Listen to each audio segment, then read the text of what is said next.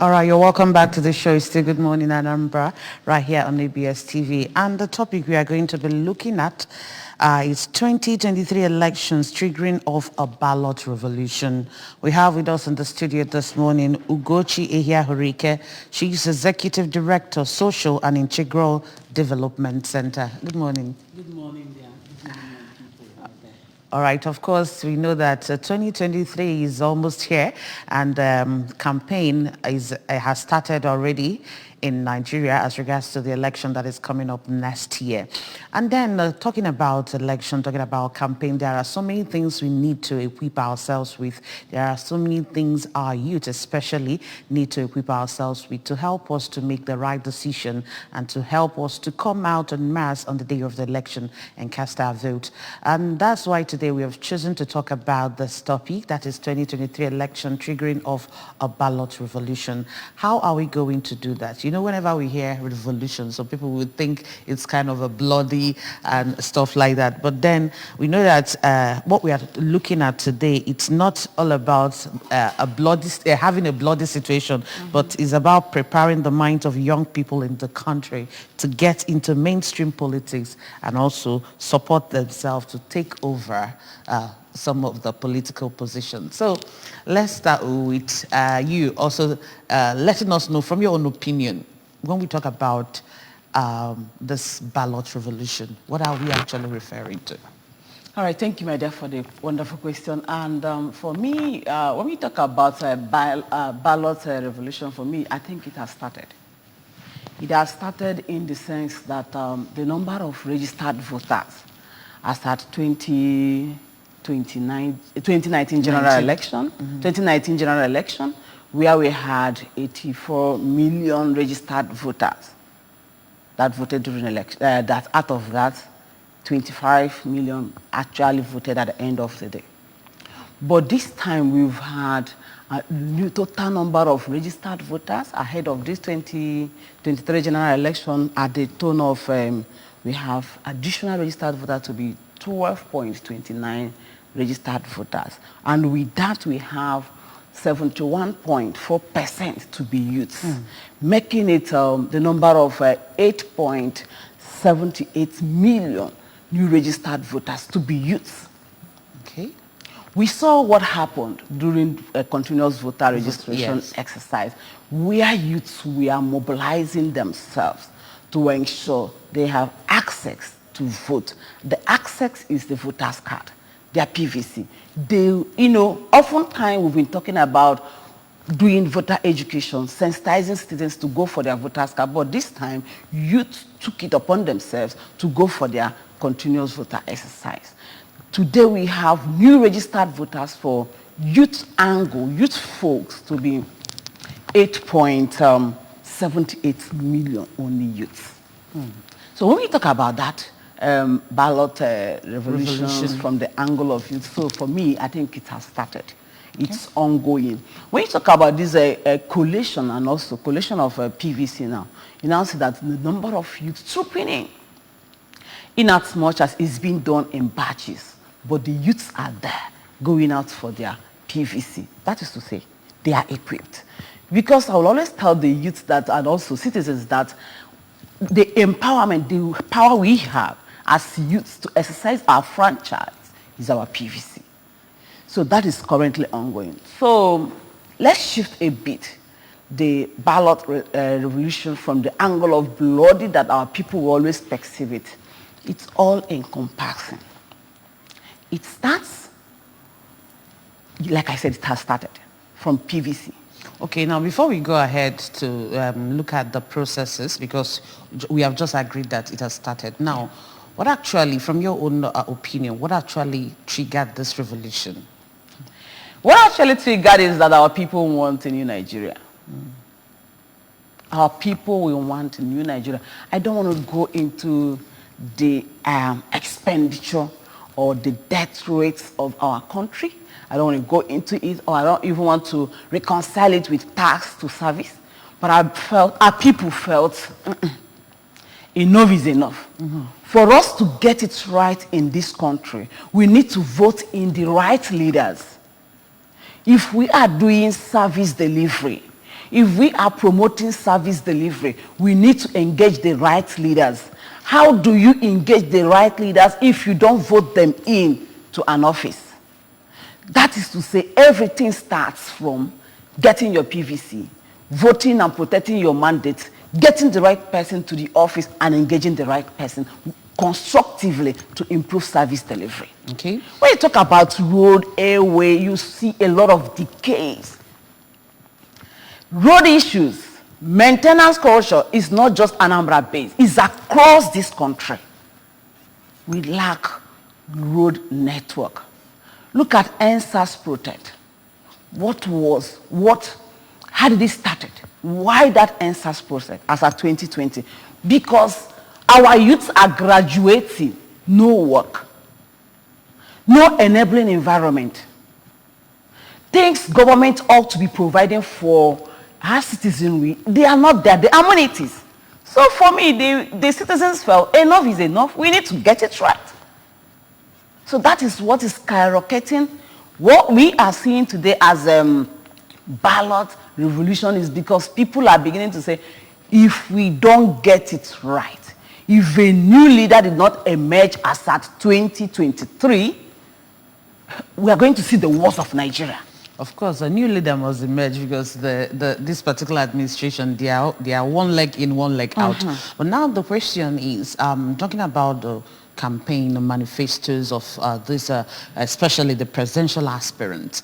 Now, how can one, an electorate, come to the conclusion that this is the best and the right candidate to represent us come 2023? We need to follow candidate trend. They all have history. All of them, they are 18 in number, they all have history. We can trace them back. When this person was in charge of this state, what did he or she do for his people? How did that person manage public funds? When this person was also for this state, they all have history, starting from their families. How did you manage public funds? How did you manage the people you represented? What was your relationship? Then we now talk about their manifestos. Manifestos should be citizens-driven. It must be evidential-based. It must tie it to evidence. Let your manifesto be evidence-based. Let's look at their manifesto. Their manifesto, are they constructive? Are they achievable? Realizable? What did this person do in the past? When he made promises, did he keep to it? These are the things, they all have histories, and they are, when people are like, hey, you can deal with people, it's none of my business. And that person is coming out to be our president.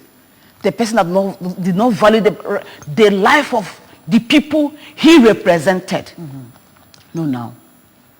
Meanwhile, I will always talk about it. We are not too young to run. We've seen their age levels, brackets, and all the rest. We've seen it's in the public domain. We need active citizens to represent us. We don't need people that should be retiring. In fact, if we are old enough, you know, this Nigeria and the Nigeria we are today, we need people that are active. We need active politicians, people that are smart. That is the only way to constructively engage. We don't need old people. I'm sorry to say, to be blunt here, we don't need them. We are going is too far. We need people with positive energy, positive vibes. People have done something we can trace back. You were in this state, you implemented this. You were in this state, you engaged citizens, you institutionalized some bodies that encourages citizens' participation. These are the kind of people we should be looking up to, not people that do not defend their citizens when it was time for them to say, stop this, and save the people and the blood of our innocent people that died.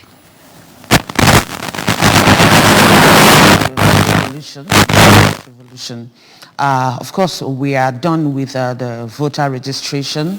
We are now talking about the collection and all that. Now, do you think that the INEC has done their bit when it comes to registration? Because I've engaged so many people that of the opinion that this issue of registration of voter cards shouldn't be something that comes periodically. It should be a continuous process so that people can just register, go in and take their card and go, so that they will be eligible to vote on the election day. Yeah, I'm also of the opinion that it should be a continuous process. It shouldn't be coming in batch by batch or ahead of any general election. It should be a continuous process. That's also what we are advocating. But it's not something that will happen in a day. It's a process. When you ask me if I think INEC they've done well, I would say that the INEC is trying. The revolution that we're talking about, because people are beginning to have confidence in INEC process and practice. When you talk about ballots, though I'm sick of it, but the point is that INEC for me is one at a time. When you talk about the continuous voters exercise, INEC tried. You also know when our people trooped out for the process, they had to extend the process even at the heat of insecurity. Even when they were losing lives, they were still working so hard to ensure they accommodate people to participate, not to disenfranchise any citizen. So for me, if you ask me, I would say INEC is doing well. But I think INEC needs to do more to make a voter registration to be a continuous practice. For instance, the collection is done in batches. For those that registered between June 2021 to January 2022, they had to collect, they must have collected there because there was August. That was the first batch. But those that registered October to January 2022, they were to January to June 2022, they had to collect this October, and the collection is ongoing. Then for those that registered July till date, that is to say, INEC is also improving. All right, let's know who you say. Hello, good morning. Hello, good morning. Okay, please, if you want to call us and if you want us to hear you very well this morning, all you need to do is to turn down the volume on your television set, dial the number. When you talk, we'll hear you from this other side. All right? Ugochi, go ahead. So for me, I feel INEC is doing well. INEC is improving. Let's just use the word improving. Yeah, I like the word improving. They are improving because INEC we engaged as of 2019. It's not the same INEC we're engaging today. Okay. Going by what happened during Ekiti state election. Yes. What happened in Osun state election, July 16th and June 18th. Going by those things that we saw. And I believe they are the things that skyrocketed this ballot revolution we are enjoying today. Hello, good morning. Hello? Good morning. Okay, I think that's from the network, not our fault, please.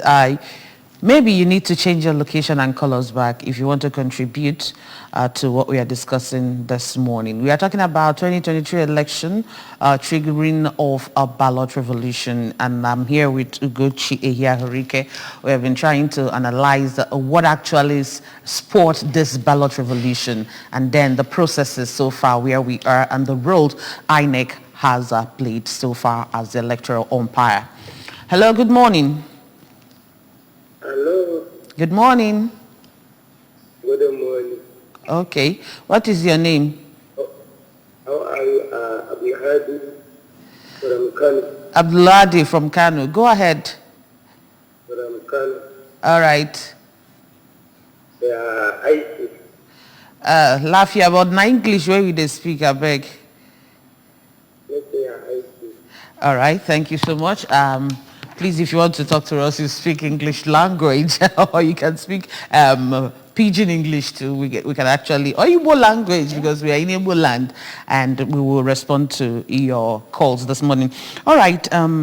Now, you made mention of what happened in Ekiti and Osun, now seen, and then also some of the irregularities that occurred. Now, you know that this election, we are just in one state, but now we are talking about a general election. So what are we to expect this time around? And now, going back to history lane, what we have experienced so far during general elections in Nigeria, do you think that we are going to see a better and good, a more saner scenario this time around come 2023? Now, because you have been engaging INEC and so many other people, that's why I'm asking you the question. All right, I think we're going to see improved system. Okay. Why do I say so? We're talking about this ballot revolution, and this is where we see active citizens. Mm-hmm. And we've been talking about active citizenship. So people are now coming out. The youths are already mobilized. So, you know, in the past, for instance, as at 2019, people were seeing election to be, they lost confidence. Yes. They were like, my vote will never count. So why am I going to vote? That was in the past when we were using card reader, when we were doing manual voting. So there were sharp practices at different level, polling units, but this time we are now doing a transmission from the polling units straight to INEC portal. You will sit somewhere. In fact, even from your polling unit, you will be seeing your election results in INEC portal. You don't need to engage anybody this time. You will be calculating 70%. They've submitted their report from your place of comfort. You see the tabulation popping up.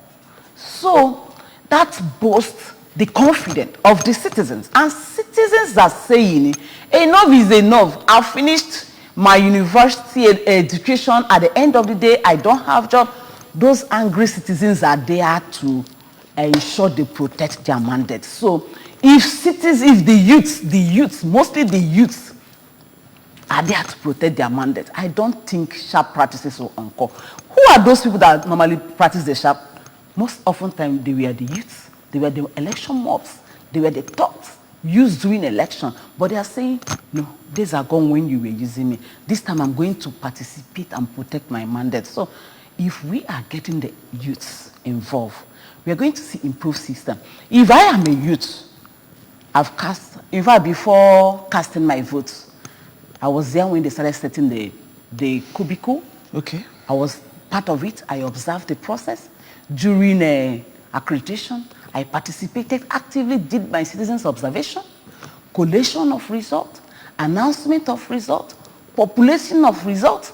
I'm part of these processes till my polling unit result is submitted as an active citizen, as a citizen observer, as a citizen that wants to see, has the interest of my state, my country at heart. Who will cause the trouble? Okay, then again, you know how insecure we are in the country now. So if you're looking at insecurity, do you think it has a role to play? Talking about voter apathy and, you know, people becoming afraid to come out on that day to, you know, exercise their franchise. And what should we start doing now to see that the insecurity doesn't have anything to do or hamper the electoral process, especially on the election day? Yeah, let's learn from what happened in Anambra State. Anambra 2021, November 6th was so insecure before the election. In fact, it got to a point people were not having face-to-face meeting. Citizens, CSOs were doing a virtual meeting to engage and mobilize people. Some politicians were traveling as far as Lagos State to do their campaign. A campaign they should have done here because of insecure environment. So we should learn from that. What happened? How did the election came out to be successful? Something happened. What happened is that actors were constructively engaged. This country is so insecure. It's not just in the southeast, southwest, south, not all, everybody, we all are involved. It's not just southeast. So when people say southeast, you're insecure, you have insecure environment, I say it's not true. It cut across. Everywhere, yeah. So as much as the leadership at the top, they are engaging the bandit with their leadership. They should also engage IPOB and their leadership. They should also engage different agitators and their leadership to make what? Peace, and to encourage, because the peaceful outcome of 2021 Anambra State November 6th election were enjoyed was as a result of constructive engagement. So at different levels, people should engage people that feels that they are grieved. Some people feels that they are grieved, that there is no fair sharing. When you talk about federal character, it's not practiced. Some people are not participating. Some people are not benefiting. So we need to constructively engage such people to ensure that there is peace, there is harmony in the land, so that people can come out and vote. Now, for instance, during Anambra state election, police deployed 38,000 police officials with 6 agencies. Are you getting me? Now, this is a general election, so we are not expecting that 38,000 again. As of 2017, Anambra State deployed 27,000 security outfits in Anambra to man those areas. So we are not expecting that number this time. So the point is that all hands must be on deck. The politicians that are working so hard to disrupt the system. Ihiala had a rerun. Let me say Templar election. That was November 9th. They had it. Why? Why did it happen? Because some politicians will never allow this system. INEC, they are working so hard. Politicians, as they are working so hard, politicians are working harder to disrupt the process. At the end of the day, we keep saying that INEC, they are not working. INEC are working. You talk about the transport system that INEC will always contract to make the process easier for us. You know, we engage them on a letter of election. They wreck the national commissioner. If you see the kind of stress these people were passing through, despite all, I was at the national office on Thursday. I engaged the national commissioner of INEC. They were sharing with me the kind of energy they've put in place. I had to ask them, the way you people are taking this 2023 general election, the way you people are working so hard, is if this election is happening this year, see, Ugochi, we are working as if the election is happening this December. At the end of the day, some politicians will come up with strategies to disrupt the process. I think it's time for us to begin to talk about politicians as much as we are calling INEC and holding an INEC to order. All right, we'll still continue with our discussion right here in the studio, but let's get to hear other people's opinion concerning the topic under discussion this morning. Of course, we had a street work where we talked to some people, and this is what they have to say.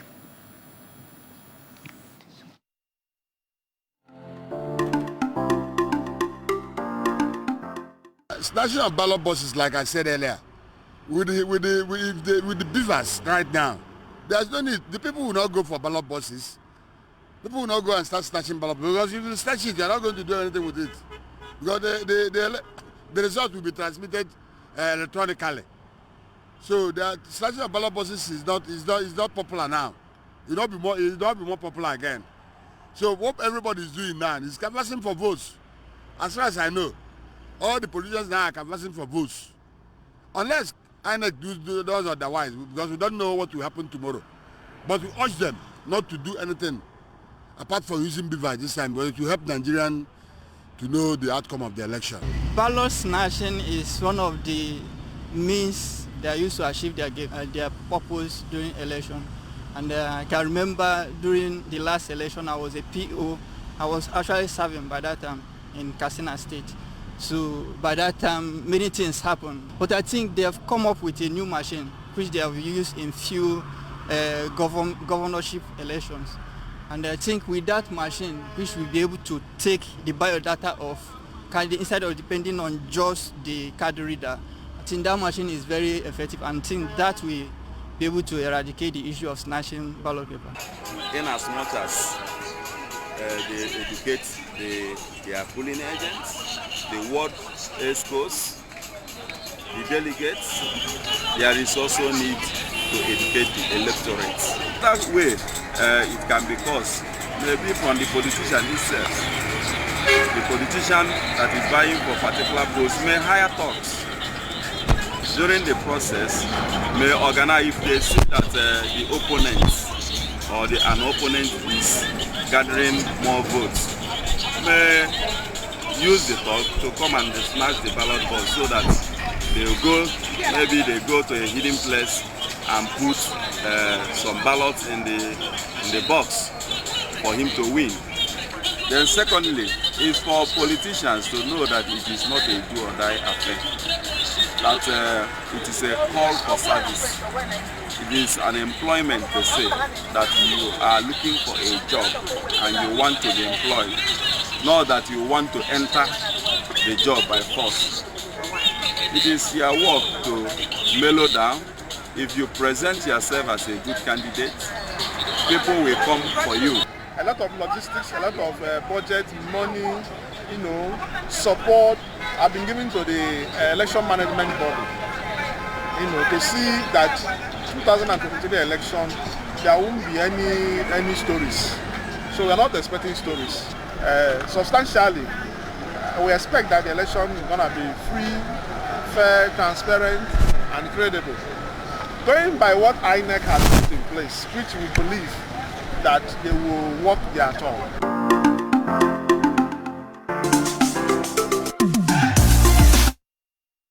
All right, you're welcome back to the show, and we've heard what the people have to say concerning the ballot revolution that we are talking about, and almost all of them we're talking about snatching of ballot boxes on the election day. And earlier you mentioned the politicians, that it's high time we need to start talking about politicians, because most of the time they're the people that cause havoc during election. Now, I want us to look at some of the strategies these people work with when they want to disrupt the electoral process. All right, thank you so very much. One of the strategies are, because now that the system, INEC, is improving with this BVAP machine. So days are gone when you snatch ballot papers, you thumbprint it with your own ink, whether it's INEC indelible ink or not. Days are gone for those practices. So because there are insecurity, or some places are insecure in this area, so their strategy now will be to hijack the ballot buses and hijack the ad hoc staff to make sure that election will not hold, just to disrupt the process. That's one. When we were in Osun State, we observed some sharp practices. In fact, I didn't even know that these fingers, they mean different things. Some parties, if you want to thumbprint for them, this is their logo. You thumbprint with this one. You vote with this. Okay. This one is for another political party. Yes. Some people when they collect money from this political party, they collect from this political party, they will do like this, they will thumbprint with two of them. At the end of the day, they will bring the two and end up with one. So these were practices that we saw. Now another practice we are anticipating that are going to use to disrupt this process is this. They are going to pour ink on their hair. Okay. Yeah, because if they see or observe that your party is leading, when they want to vote, after thumbprinting, they will just touch their hair as if they are scratching their hair, just to make sure they destroy the ballots, invalid vote. Wow. So it's expected that political parties should train their party agents so that during sorting, watch closely the person sorting and counting, so that there is no ink in that person's finger. These are strategies that some political parties are coming up with to disrupt the process. That is to tell you, when INEC are working so hard to improve, some people are working so hard to disrupt the process. That is why I said it's high time we engage the political actors. You hear from INEC officials, they will tell you that if you see the kind of abusive words, insults, bullying that we receive from these political parties, you will pity some of us. I am just telling you, so that it's time for INEC, not just INEC this time, political parties, train your party agents. Mobilize and train them very well to understand these intricacies, so that there will be no they are not snatching ballot papers or ballot boxes to go and thumbprint because they know that it's impossible. The BVAT machine is making the whole process a lot more easier. So they are snatching it to disrupt the process. So all hands must be on that desk. Do not lose guard. Political parties, your agents, do not lose guard at all points. Ensure that you're working so hard to improve the system. Support INEC to improve system. Support people like us coming from the CSO angle. Yeah, I also want to ask your duties of CSO in this revolution, in this ballot revolution. Honestly, at a point I was like, thank God we're achieving it. Okay. You know, we used to set targets for ourselves. This is what we want to see. 2023, we want to see voter turnout. We don't want to observe voter apathy again or no turnout. So if these are our targets, how do we achieve it? We need to educate citizens to go for their PVC. So we did that. On the process, we saw citizens mobilizing themselves. We were like, thank God, though, our voices are being heard. This campaign we've been pushing for, you know. So for us, from this angle behind the scene, we've been supporting citizens to participate actively. Because we will not have meaningful Nigeria without meaningful citizens and active citizens. So we've been doing our bits in conjunction with the media. In fact, we've gone beyond using print and media. We are now using social media. We are now using our different blogs to make sure that our voices are heard. We are also engaging the INEC to make sure we bridge the gap between the leaders and the led. So, as INEC, they are doing their bit to improve the system, because the last time I visited them at the national level, I was like, what happened 2019 should not repeat itself. Where election was postponed within a week after people returned home to vote on the eve of election. Okay. We now shifted election. All right, let's quickly know who's here. Hello, good morning. Good morning. What's your name and your location, please? My name is Victoria Amara. I'm calling from Benue State, Makode. All right, go ahead, Victoria. My name is Victoria Amara. I'm from Anambra State, based in Benue State, Makode. All right, go ahead, Victoria. Okay, my worries about all these things is that people are trying very hard to get things done in the right way. But the issue is that after everything, when a particular contestant loses, the person will drag the other person to the court. And where I want people to come in is that people should help the rightful person. The result people have given, the people should stand by that person. Make sure that that person gets back his or her death. Not leaving them alone to trouble in the court. I see that you people are not sure of what the result you people get them. All right. Thank you so much for your contribution this morning. All right. She's talking about the aftermath of election.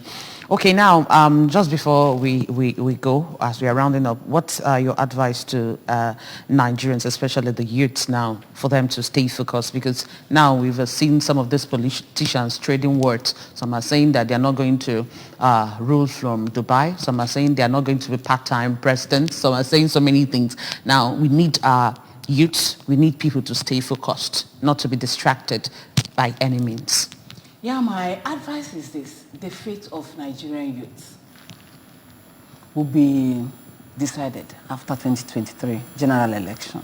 Because it got to a point, even my son was like, Mommy, I want to leave this country. The Japa syndrome. I was And if you check what is happening, even at the immigration center, you know that they are no longer issuing out this international passport. Are you getting me? They are no longer issuing because they don't want people to be living. So we are the ones to fix this country. How do we fix this country? Getting the right leader to order. For instance, I said 2019 election, we had total registered voters for that election to be 84 million. At the end of the day, only 25 million came out to vote. stupor. Now we have total number of registered voters to be 96.29 million. And we have more youths coming out to vote. Before now, I was advocating for the fate of Nigerian youths. I was saying that some of the Nigerian youths had their PVCs at home. And few months to election, ASU strike, they will call off, and it happened. We have just few months to election, and they're going to be faced with tedious schedule. Also, to disenfranchise some people. So, but my advice is that please do not lose focus. We know our target. Well, our target is to change the system, to change the narrative, to change the status quo. To get a leader, to vote in a leader that will be the change we want to see. To vote in the leader that will walk through the process to stabilize the country. To vote in the leader that assures us that our naira will be stable, our naira won't be fluctuating or going down again. That will make our refineries work. That will improve our road system. That's our job are secured. As soon as we are graduating, we have places to, we have system, we have good governance across the country. This is the kind of leaders we want. And we've seen some of them presenting their manifesto. Look inwards. On the day of election, go out before 7:30. Follow the processes. Ensure you also follow to the extent where results are tabulated and populated. Ensure you follow the process till announcement of results. Do not be used as election mobs to promote violence. Or sell your vote. Do not sell your vote for 20,000. It got to a point in Osun where people sold their votes, voters card for 20,000. And some people are now saying that general elections, some places they're going to sell their vote for 50,000. How do we think they will cope, they will pay back wherever they got this money from? It's going to affect us. Please do not sell your vote. Your vote is your voice. Your vote is your power. Your vote is the new Nigeria we want to see.